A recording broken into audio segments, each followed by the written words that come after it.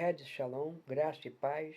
Estou começando a fazer vídeos em séries de meus estudos, os sermões, e quero compartilhar com você para edificar sua vida e fortalecer sua fé em Cristo Jesus. Em Atos, no capítulo 16, 31, tem uma pergunta interessante. O que é preciso para ser salvo? A resposta é: crer no Senhor Jesus e será salvo, você e sua família. Aleluia. O assunto deste primeiro sermão, nós vamos falar sobre a morte. Um assunto que muitos não querem nem ouvir falar, não é? Mas estamos num momento de doença, pandemia, muitas mortes, e ficamos sabendo que quase todos os dias alguém está nos deixando aqui no nosso município. Nesse último Natal, passei com minhas sogra e cunhadas, que perdeu 3 filhos sucessivamente. O filho mais novo até tentou fazer um churrasquinho, mas aquele esfriou e ninguém comeu. Minhas ex-cunhadas, bem-sucedidas, arrumou um bico no Mercado Livre para ocupar o tempo, um vazio existencial.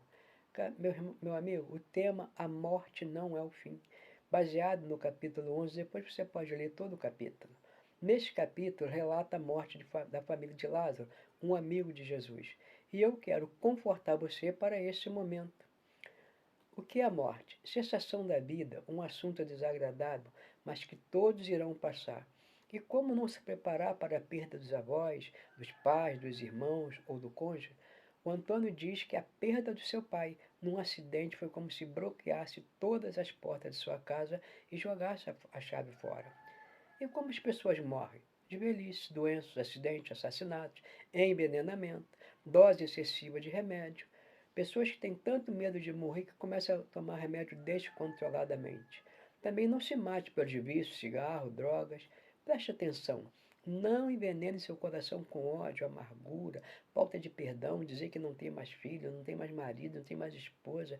Querido, a vida humana sempre tem valor e ela pertence a Deus. Toda vida é a propriedade de Deus, entendeu? Mas o ser humano deve lutar para não morrer. Por quê, querido? Foi o Senhor quem colocou essa vontade de viver em nossos corações.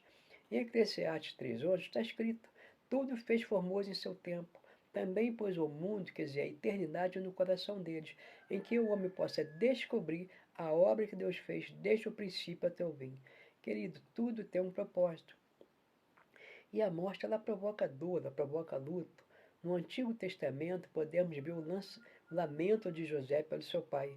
Então abraçou e o beijou, e os egípcios prantearam por 70 dias, Gênesis 50.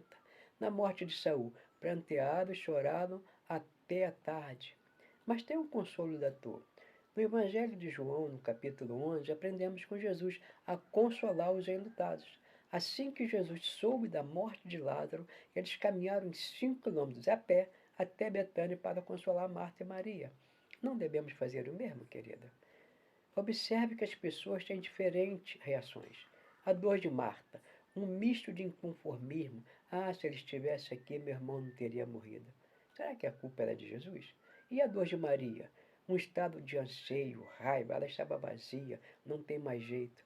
Maria, porém, ficou assentada em casa. Quando viu Jesus, levantou-se e saiu do seu estado de paralisia. Querida, você é importante para as pessoas. Preste atenção. Mas se tem alguma coisa que te incomoda, morta, a ordem é: levanta-te, saia desse estado de paralisia. Não tem mais jeito, está demorando muito. Querido, Jesus nunca chega atrasado. A morte também provoca dor, querida.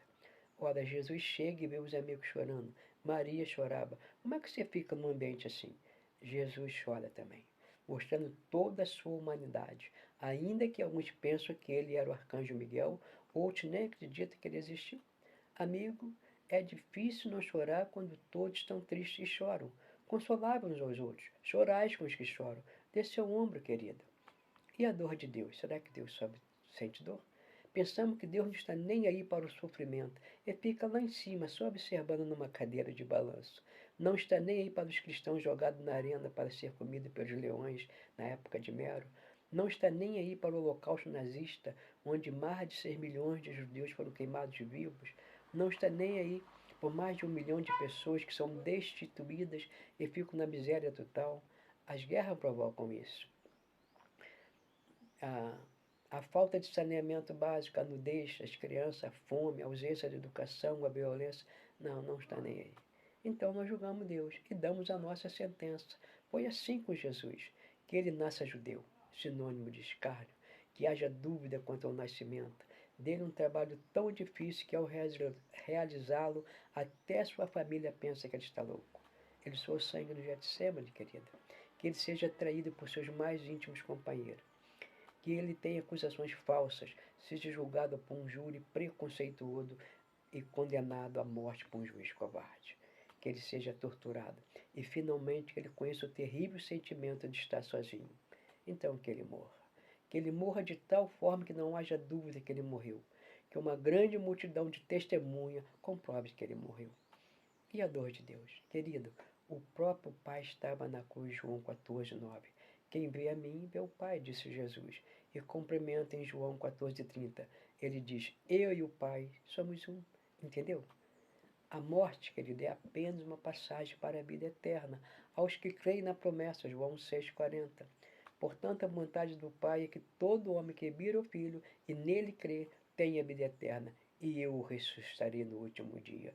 Aleluia. Não seja igual a Marta. Ah, se o Senhor estivesse aqui. Aos que têm esperança na salvação, em esperança de vida eterna, ao qual Deus não pode mentir, prometeu antes da fundação dos séculos. Tito 1:2. Aos que creem que a morte será aniquilada. 1 Coríntios 15:26.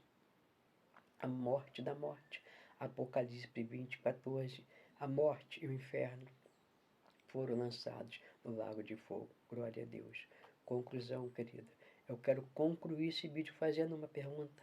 Você entendeu que a morte chega para todos, mas para os cristãos a morte já foi vencida na cruz, na ressurreição de Cristo. A morte foi aniquilada, destruída. A certeza do ritual da cruz vem dos testemunhos de pessoas que viram Cristo pessoalmente crucificado no Gólgota. Eu também estive lá e vi o monte, o Gólgota, que parece uma caveira. Que o Senhor os abençoe.